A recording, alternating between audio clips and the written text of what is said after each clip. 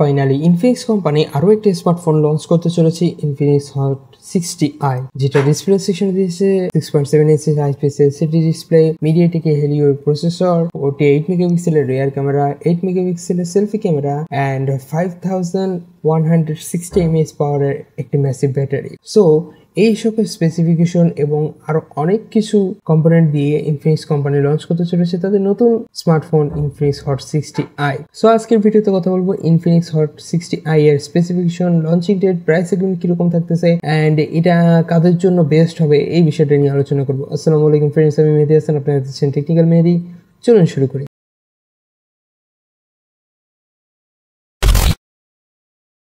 So last ভিডিওর মতো এই ভিডিওতে আমরা লাইকের টার্গেট দিয়ে দিচ্ছি 10টা। সো অবভিয়াসলি আশা করি আপনারা কমপ্লিট করে দিবেন। So Infinix hot 60i display সেকশনে দিয়েছে 6.7 ইঞ্চি একটি আইপিএস এলসিডি ডিসপ্লে, যার রিফ্রেশ রেট থাকতেছে 120 hertz and screen to body ratio থাকতেছে 20:9 এবং ফোনটির ব্যাকে দেওয়া হয়েছে পলিকার্বনেটেড, যার কারণে আপনারা গ্রিপ করতে টুকটাক ভালো হবে, বাট এর যে কোয়ালিটি তেমন একটা আপনারা এখানে ভালো পাবেন না।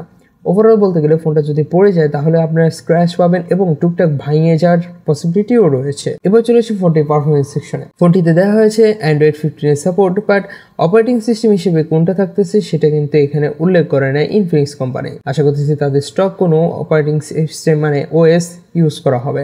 চিপসেট হিসেবে দেওয়া হয়েছে MediaTek Helio G81 unlimited and GPU সেকশনে কোনটা প্রোভাইড করছে এটা কোনো কংক্রিট আমরা নিউজ পাই নাই। অ্যান্ড এটা দিয়ে আপনারা টুকটাক এই প্রসেসর দিয়ে আপনারা টুকটাক ডে টু ডে লাইফে সোশ্যাল মিডিয়া স্ক্রলিং, ভিডিও দেখা অ্যান্ড টুকটাক বলা চলে যে তাদের যত কাজ রয়েছে এই টাইপের কাজ করতে পারবেন। অ্যান্ড টুকটাক গেমিংয়ে বলতে গেলে লুডো, ক্যারাম, এই টাইপের সাবওয়ে রান, এই টাইপের গেমগুলো আপনারা ইজিলি খেলতে পারবেন। বাট হেভি গেম আপনারা এই ফোনটাতে অ্যাজ এক্সপেক্টেড কখনোই আপনারা এনজয় করতে পারবেন না। ফোনটি পাওয়া যাবে দুটো মাত্র ভেরিয়েন্টে, 12GB RAM to 128GB RAM and 16GB RAM 256GB RAM। এবার চলে আসছে ফোনটি ক্যামেরা সেকশনে। সো ফোনটির রেয়ারে দেওয়া আছে 48 মেগাপিক্সেলের একটি ক্যামেরা, যার ফোকাস পয়েন্ট থাকতেছে 1.8 অ্যান্ড অক্সিলারি লেন্স থাকতেছে, যা দিয়ে ভিডিও শুট করতে পারবেন 1080p-তে 30 fps।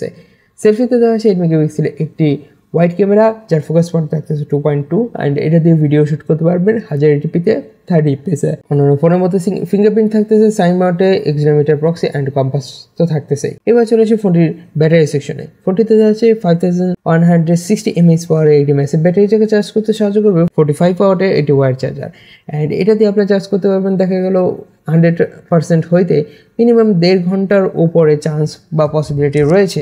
এখন দেখা যাক এটা কোনো প্রকার আমরা এখনো পর্যন্ত টেস্টিং করে দেখিনি যে এটা কত পার্সেন্টে কমপ্লিট করতে পারবে বা কত মিনিটে।